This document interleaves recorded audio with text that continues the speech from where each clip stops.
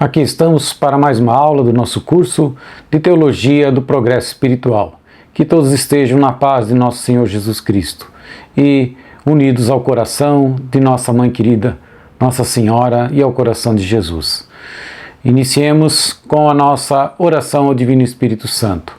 Divino Espírito Santo, amor do Pai e do Filho, inspirai-me sempre o que devo pensar, o que devo dizer, o que devo calar, o que devo escrever, como devo fazer para obter a vossa glória, o bem das almas e minha própria santificação.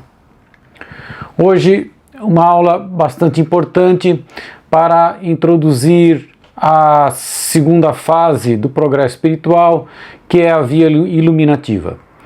E o tema é a segunda conversão.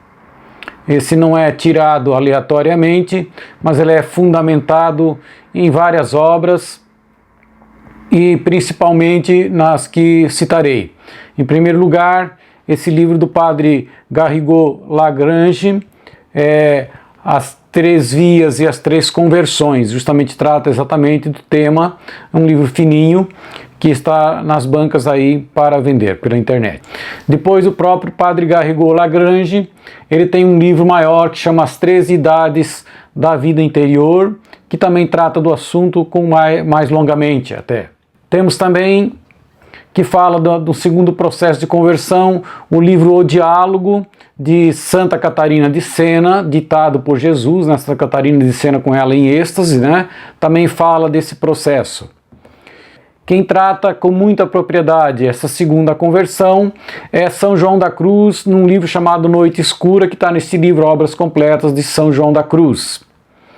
Também temos Johannes Tauler, místico do século XIV, precursor de São João da Cruz, que tem sermões, também vai falar desta segunda conversão.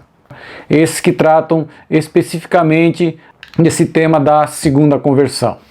Bem, iniciando então o assunto, primeiro ter uma visualização bíblica do estado dos apóstolos, dos primeiros discípulos, antes e depois de Pentecostes. Vejam, os apóstolos antes de Pentecostes, perguntaríamos, eram convertidos ou não? Tinham carismas e dons do Espírito Santo?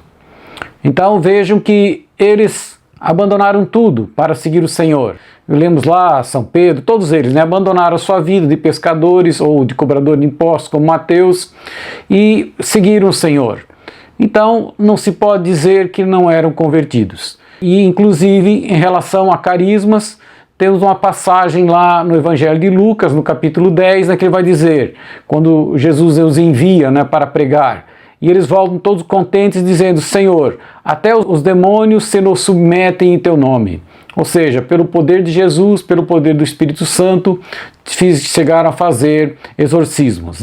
E, além disso, tem uma célebre passagem que Jesus diz a São Pedro, não foi a carne nem o sangue que te revelou isto, mas meu Pai que estás no céu. Ou seja, teve revelação do Espírito Santo. Então, eram convertidos, tinham a ação do Espírito Santo. Contudo, os elementos humanos se misturavam com essas inspirações do Espírito Santo. Então, eles também tinham outros comportamentos muito humanos, né? Então, discutiam entre eles para ver quem era o maior, como está escrito lá no Evangelho de Lucas 22. Tiago e João chegaram a dizer, quando foram evangelizar uma cidade e não foram aceitos, Senhor, queres que mandemos que desça fogo do céu e os consuma? Ou seja, uma imprudência total, dizer para destruir a cidade porque não aceitaram a pregação de Jesus. Eram prepotentes, né? Pedro mesmo diz, mesmo que seja para todos uma ocasião de queda, para mim jamais o será. Isso na Quinta-feira Santa, quando Jesus anuncia a traição de Pedro. Teve todo aquele orgulho, né? Não vou te trair jamais, e trai Jesus na mesma noite. Então esses elementos humanos se misturavam muito com inspirações espirituais do Espírito Santo antes de Pentecostes. E também fazendo uma menção agora já aos cristãos de Corinto, que São Paulo pregou. Será que eram convertidos? Quando São Paulo escreveu, eles não podiam falhar-lhe como a homens espirituais, mas como criancinhas em Cristo? Vejam, os cristãos de Corinto formavam uma comunidade carismática, tinham recebido a ação do Espírito Santo. No entanto, São Paulo diz a eles, né, com efeito, enquanto houver entre vós ciúmes e contendas, não será porque sois carnais e procedeis de um modo totalmente humano?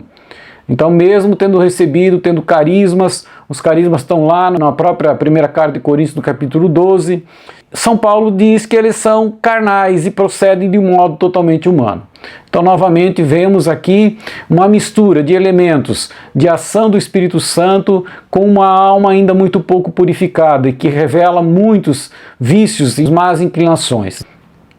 Essa questão foi muito abordada por Jesus, porque as pessoas que assim se comportam têm uma vida como assim muito misturada desses elementos, e Jesus em 2 oportunidades pelo menos vai mencionar esse estado. A primeira é quando se refere ao fariseu e ao publicano que estão orando no templo.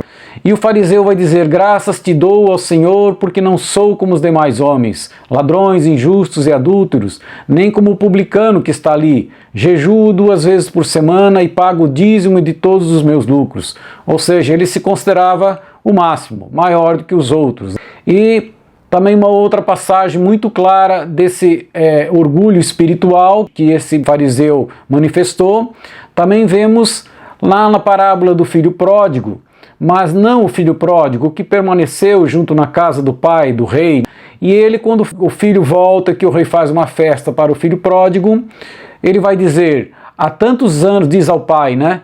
Há tantos anos que te sirvo sem jamais transgredir uma ordem tua. Ou seja, era um convertido, não transgredia nenhuma ordem do Senhor. E nunca me destes um cabrito para festejar com os amigos. E agora que voltou esse teu filho, que gastou os teus bens com as meretrizes, logo lhe mandaste matar um novilho gordo. Ou seja, embora um convertido, sempre presente na casa do pai, obedecendo seus mandamentos, teve inveja do convertido que recebeu uma festa pela sua conversão.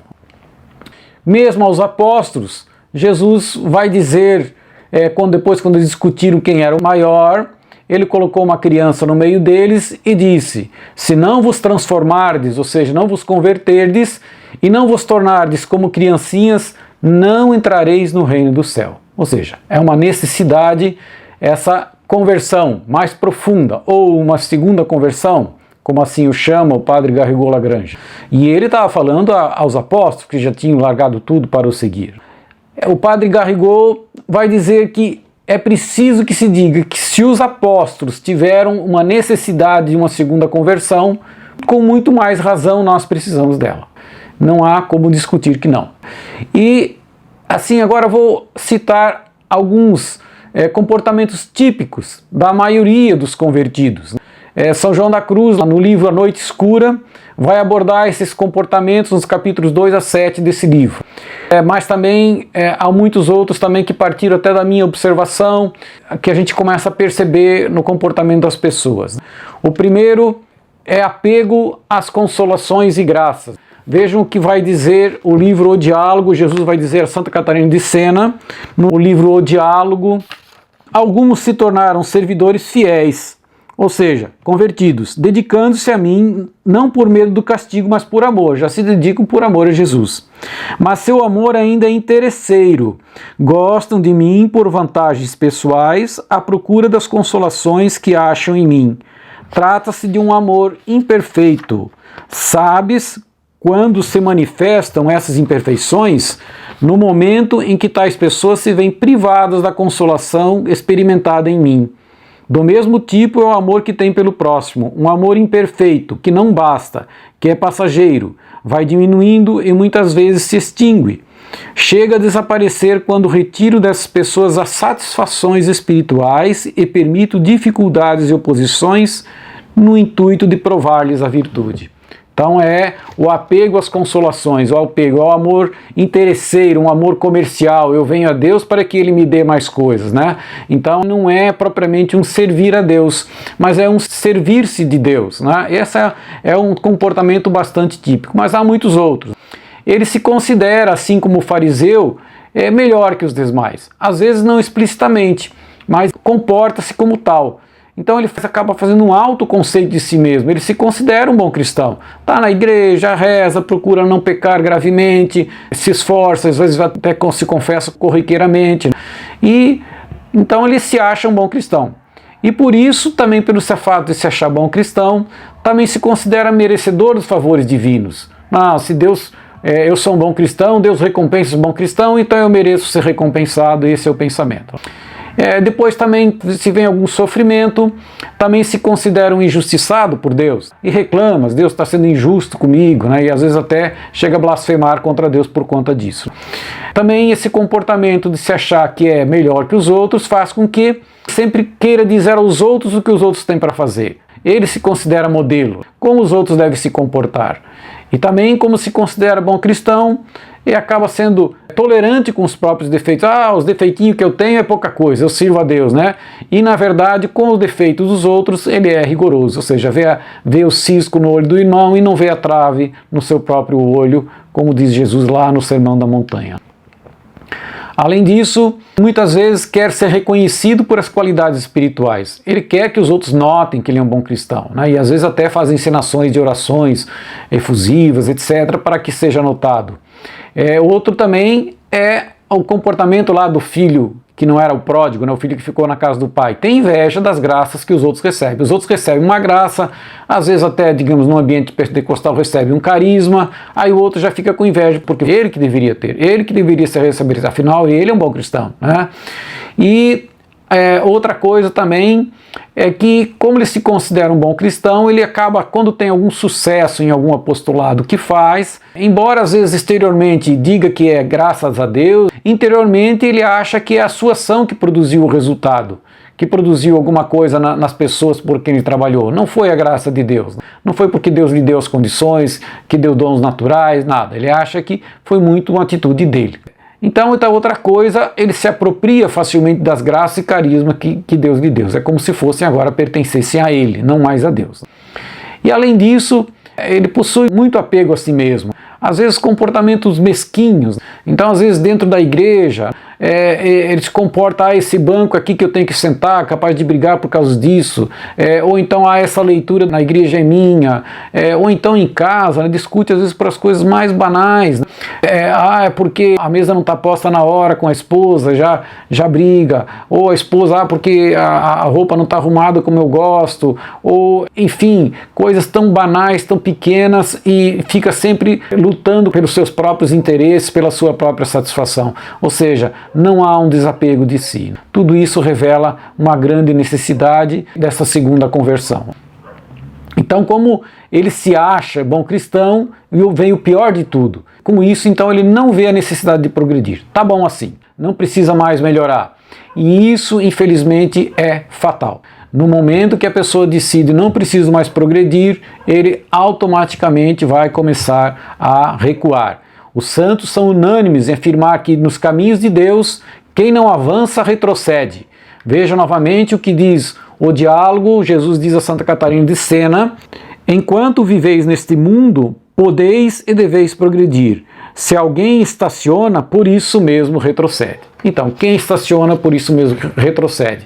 É como alguém remando por um rio caudaloso, né? Uma correnteza leve, rema contra a correnteza, vai avançando, vai avançando. No momento que para, até o barco até vai um pouquinho mais ainda pela força da inércia, mas logo em seguida começa a andar para trás. E isso é muito sutil, por isso que eu falei um rio caudaloso, porque vai acontecendo muito devagarzinho, a pessoa não percebe e vai caindo espiritualmente, né? O padre Garrigou Lagrange diz que essa necessidade da segunda conversão ele resume em 3 vícios principais. O primeiro é o orgulho farisaico, do fariseu e do publicano. O segundo, que ele chama de sensualidade espiritual, que é justamente o apego às consolações sensíveis. E o terceiro que o padre Garrigou vai falar chama-se a preguiça espiritual, ou assídia, como já falamos lá no pecado capital da preguiça. E ele, na verdade, ele não persevera nos exercícios espirituais, principalmente quando atingido pela aridez, né, pela secura. São João da Cruz, quando fala na noite escura, ele dá muita ênfase à noite do sentido. Então ele chama essa purificação de noite do sentido. Mas ela é muito mais em relação ao orgulho, né? Que o orgulho precisa ser extirpado. Agora, a pergunta que se faz: está ao nosso alcance extirpar esses vícios da alma, principalmente do orgulho? Será que a gente consegue com o nosso esforço, com a graça comum, ordinária que recebemos? Então vejamos aqui o que diz Santa Teresa de Ávila, no livro da Vida. Quando o Espírito de Deus age, nada é preciso fazer para ter humildade e confusão, porque o próprio Senhor já as dá, e de um modo bem distinto do que nós o fazemos com as nossas ínfimas considerações, que nada são diante da verdadeira humildade iluminada que o Senhor ensina. Veja bem, ela diz que quem dá a humildade é o Senhor, e que nada podemos fazer, que as nossas ínfimas considerações nada são diante da verdadeira humildade que o Senhor nos dá. E veja, então estava falando que o principal problema é realmente o orgulho, né? Veja onde lá na parábola do fariseu com o publicano, como é que foi a oração do publicano. O publicano, porém, mantendo-se à distância, não ousava sequer levantar os olhos ao céu, mas batia no peito dizendo: Senhor, tem de piedade de mim que sou pecador. Ou seja, se considerava tão pequeno que quem sou eu? Eu não sou digno nem de elevar uma oração para ti. Ou seja, chega numa humildade muito, muito grande, onde ele acaba orando porque Deus pede que ore, porque Deus mandou que ore, então eu vou orar, mas eu não sou nem digno nem disso, nem de orar. Então a humildade vai crescendo muito. Agora isso realmente é uma graça extraordinária. Novamente nos referindo a Santa Teresa d'Ávila, né? Ela vai dizer noutra passagem a esse respeito sobre essa transformação que deve acontecer em nós. Ensinamentos como estes: não devemos nos incomodar que falem mal de nós, contentando-nos até mais do que quando falam bem. Devemos desprezar a honra, desapegar-nos dos parentes, de tal maneira que, se não tem oração, não queiramos tratar com eles, e até nos cansemos de sua presença, e muitas outras coisas dessa espécie, que constituem, pelo que sei, antes bens sobrenaturais, ou contrários à nossa inclinação, que só podem ser concedidos por Deus. Então, todas essas coisas, desprezo do mundo, às vezes até o querer ficar em silêncio, até desejo de penitência, todas essas coisas são contrárias às inclinações. É uma graça que Deus nos dá. E, de novo, recorrendo ao diálogo, vem essa necessidade de uma segunda iluminação, uma segunda conversão. Jesus, a Santa Catarina de Sena, vai dizer: de fato, existe uma segunda iluminação para quem aspira à perfeição. É Jesus falando a Santa Catarina de Sena dessa segunda conversão.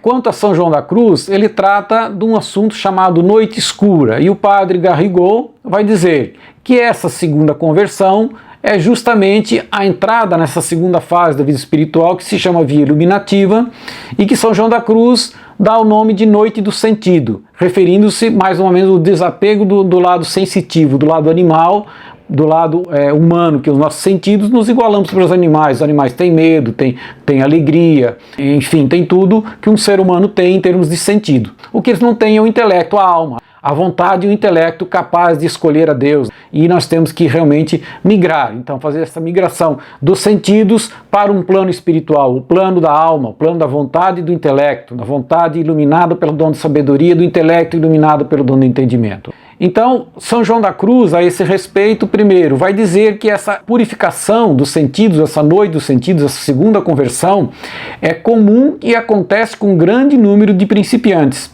É só a pessoa, na verdade, começar a se dedicar, a abrir-se realmente cada vez mais à graça de Deus, colaborar com essa graça através da vida de oração, vida de mortificação, que vai acabar acontecendo. Existe um livro do padre Louis Lallemant, um livro francês. Ele foi diretor espiritual também, ele é do século XVI. Ele fala assim, que esta segunda conversão não acontece a todos os religiosos, como deveria, né? E isso se deve à sua negligência. E como ele era também diretor de seminário, tratava com seminaristas, ele diz assim: o tempo para essa conversão, para nós, é comumente o terceiro ano do noviciado. Então, na verdade, 2 anos da primeira conversão, no terceiro já deveria começar esse processo, ou às vezes muito abrupto, ou um pouco às vezes mais lento, mas deveria começar. Então veja que é preciso desenraizar o orgulho e o apego às coisas sensíveis de nós, incluídos, na verdade, as consolações e emoções. E de alguma forma o nosso orgulho precisa ser como que esmagado, porque, na verdade, não é fácil. Quem recebeu uma consolação, como é que ele não vai gostar de receber novamente? Como é que não vai desejar? Também isso é graça de Deus. Por isso que, para nos desapegar normalmente também do orgulho, de todos esses vícios que a gente tem, não é a pessoa simplesmente querer. E por isso que normalmente essa graça vem, mas vem através de sofrimento. E geralmente, durante essas provações que acontece uma graça especial do Espírito Santo. Uma segunda conversão, uma segunda iluminação, como disse Jesus a Santa Catarina de Sena. É uma segunda iluminação. E a pessoa recebe realmente uma graça especial que a coloca num início novo, num novo caminho. E esses sofrimentos podem ser o quê? Muitas vezes a aridez espiritual, principalmente quando o processo é lento, ele vem através da aridez espiritual. Mas também surgem muitas tentações contra a paciência, contra a castidade. Às vezes a perda de certos bens temporais, a pessoa vai à falência, às vezes de honra, ela é caluniada, o orgulho dela é moído mesmo. Às vezes a perda, às vezes tem uma amizade, se converteu, perdeu, sofre muito com aquilo também, né? Ou às vezes doença, surge uma doença também que acaba produzindo esse efeito. Às vezes, como falamos na aula passada, uma crise de escrúpulos. O padre Garrigou também diz que pode ser em decorrência de uma morte de um ente querido, de uma tragédia pessoal qualquer, de um grande fracasso, algo que colocava todas as expectativas, tinha orado, tinha pedido ao Senhor, confiante, e de repente aquilo nada aconteceu, você parece que desaba. Mas continua naquela luta pela oração e contra a morte do ente querido. Meu testemunho pessoal quanto a isso, tive uma irmã com câncer, 14 anos mais nova que eu, rezei muito por ela, e quando eu digo muito, é muito, e orei confiando que tudo pode, que Deus nada é impossível, rezando, fazendo jejum, né, e realmente, depois de uma vez de um jejum mais forte, de alguns dias, a pão e água, de fato depois, tinha passado já um dia, no sábado, quando já tinha me alimentado normalmente, tive realmente uma graça muito diferenciada. E que mais tarde tive que tatear para saber o que estava acontecendo comigo, e uma solução foi buscar nos livros, porque não se achava alguém que pudesse dar explicação. Bom, também não é incomum que a providência nessa fase permita que a gente caia em alguma falta muito visível, muito forte, né? Como aconteceu com São Pedro. Então essa segunda conversão não é a de Pentecostes, como a gente acha na Bíblia, mas é a dos apóstolos quando eles viram tudo perdido quando Jesus morreu. E principalmente São Pedro, que na verdade teve todo aquele orgulho, né? Não vou te trair jamais, e traz Jesus na mesma noite. E sabe lá, ainda Jesus morreu, e é capaz de ter achado, se eu tivesse continuado a guerrear com o soldado, tivesse defendido, Jesus não teria morrido, ainda atribui a culpa a si próprio. Ou seja, todo aquele orgulho, tudo aquela soberba que ele tinha, foi tudo água abaixo, caiu por terra. E aquilo foi muito humilhante para ele, e ele aprendeu a lição, que ele precisa contar com Deus. Ou é a graça que faz, ou nós não somos nada. Na ordem da vida eterna, não podemos fazer nada sem Jesus, né? Nada sem a graça. Essa graça, aí vem a questão da ação do Espírito Santo. Essa graça sempre vem através do Espírito Santo. Lógico, ele é o autor da graça, ele que age em nós, ele que nos dá Jesus, que nos dá o Pai, é através dele, né? Então, conforme o estado da alma e também por desígnios de Deus, age com maior e menor intensidade. Então vejam que os apóstolos, depois em Pentecostes, vejam que eles já tinham 3 anos junto com Jesus, de uma vida abnegada, já tinham largado tudo, já tinham se purificado de muitas formas. Então eles já estavam com uma alma aberta a Deus, já uma alma purificada, ainda sofreram o horror de achar que estava tudo perdido quando Jesus morreu, né, na cruz. Então eles receberam aquele Espírito Santo com muita força. Diferentemente eram os cristãos de Corinto. Eram gregos, nunca tinham ouvido falar de Jesus. A hora que recebem a ação do Espírito Santo, na verdade, eles têm a primeira conversão. Eles estão num estado semelhante ao dos apóstolos antes de Pentecostes. Então veja que, na verdade, conforme o estado da alma, a ação do Espírito Santo vai ser mais forte ou mais fraca. É claro que isso envolve também os desígnios da providência. Com isso a gente entende um pouco essa ação pentecostal, essa ação do Espírito Santo, que na verdade foi algo que sempre me perturbou, e com o tempo fui formando a convicção. Hoje não tenho mais dúvida alguma que é isso. Veja o que diz Santa Teresa de Ávila a respeito dessa ação diferenciada em cada pessoa, né? Às vezes, num recém-convertido, ainda que esteja em mau estado e carente de virtudes, Deus lhe dá gostos, consolo e ternura, começando a despertar-lhes desejos, chegando até pô-los em contemplação, mas raras vezes e por pouco tempo. E isso, como eu digo, ele faz para prová-las, para ver se com esses favores se disporão a gozá-los muitas vezes. Então, Santa Teresa mesmo diz, às vezes, na primeira conversão, a pessoa recebe até graças extraordinárias, graças grandiosas, até às vezes no início de contemplação, que ela diz também dura pouco tempo. Por quê? Porque os vícios começam a se revelar e vão entristecendo o espírito. Então, conforme o estado da alma, a graça é sempre mais forte. E isso, então, nos faz compreender esse movimento pentecostal. Então não é tudo a mesma coisa, depende do estado da alma, a ação é forte, ou pode ser a segunda conversão, quando recebe, digamos, o chamado, a efusão do Espírito Santo, pode. Se a pessoa tem uma vida purificada antes, pode ser, mas o comum não é, mas pode ser sim. Veja o que vai dizer Tauler a esse respeito. Ele fala dessa primeira conversão, que eles chamam de primeiro amor, ou amor doce.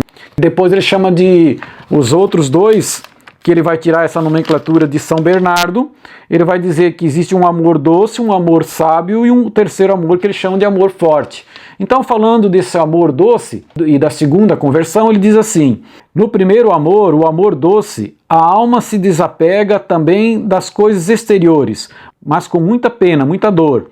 No amor sábio, pelo contrário, as coisas se desapegam dela, a alma as desdenha, sente acender nela um desgosto e um desapego de tudo que é desordem. Esse desgosto eleva muito mais tuas afeições e as arrasta muito mais longe das coisas temporais, como não o fariam muitos grandes práticas exteriores. Meus filhos, o homem recebe aqui um nascimento interior mais elevado e considera essas trevas divinas que são obscuras para toda inteligência criada, a dos anjos, assim como as outras criaturas, porque o ser divino ultrapassa sua capacidade de conhecimento e de visão, como o sol ofusca os olhos humanos com o seu fulgor. Veja, então, a pessoa começa a receber assim muitas características que nós vamos ver principalmente na aula que vem, das características da vida iluminativa, através dessa graça da segunda conversão, de que o Tauler vai chamar de amor sábio, que converte do amor doce para o amor sábio. Essa segunda conversão, ela também, um dos efeitos dela é dar o princípio contemplativo, o princípio da oração contemplativa. São João da Cruz, lá na subida do Monte Carmelo, no local que vou citar aí na tela, ele vai falar dos sinais desse início de contemplação, que são próprios também já da segunda conversão. E ele diz que são 3 sinais, né? Ele destaca 3 sinais. Que o primeiro, sobre a oração, né? É não poder meditar e discorrer com a imaginação. Nós vimos que a oração do principiante é a oração meditativa. E não gosta mais disso como antes. Ao contrário, só acha secura no que até então alimentava e ocupava o sentido. Ou seja, antes a meditação enchia o coração dela e tal, e aquilo começa a ser difícil de fazer, né? Agora, é claro que enquanto tiver facilidade em fazer isso, deve permanecer. Não adianta querer forçar a situação. Isso é graça de Deus, como já falamos. A segunda é não ter vontade de pôr a imaginação nem o sentido em outras coisas particulares ou exteriores, como nós falamos na semana passada a respeito da tibieza. Se a pessoa começa a dar atenção para as coisas, voltar-se novamente para as coisas do mundo, isso não é sinal dessa segunda conversão. Na verdade, ela perde o gosto pelas coisas do mundo e também não sente mais gosto na oração, tem aridez. E isso não significa, às vezes, distrações da imaginação. Ao contrário, às vezes, faltando gosto, as distrações invadem. E isso não significa que você não ama a Deus. A questão é sempre a atração por Deus e a atração pelo mundo. E o terceiro, que ele diz que é o sinal mais certo, é gostar a alma de estar a sós com atenção amorosa em Deus. Gosta de simplesmente olhar para Jesus e de estar a sós, sem um particular raciocínio, consideração, né? Na paz, inquietação e descanso, vai dizer. Veja, eu vou encerrar novamente com o diálogo, que ele vai fazer o resultado disso, o resultado desse processo. Eis as razões por que me afasto durante a aridez do espírito. Seus homens caminharem com prudência, não parando estupidamente na procura de consolações, retornarei depois, com imensa delícia, força, luz, ardor de caridade. Então, na verdade, volta de novo de uma forma diferenciada, com ardor interior, que é justamente o princípio contemplativo, do qual falaremos alguma coisa já na aula seguinte e nas duas próximas, né? Era isso que tínhamos para falar. Agradecemos então a atenção de todos, agradecemos especialmente a graça do Espírito Santo, a Nossa Senhora. Muito obrigado a todos. Salve Maria, Nossa Mãe.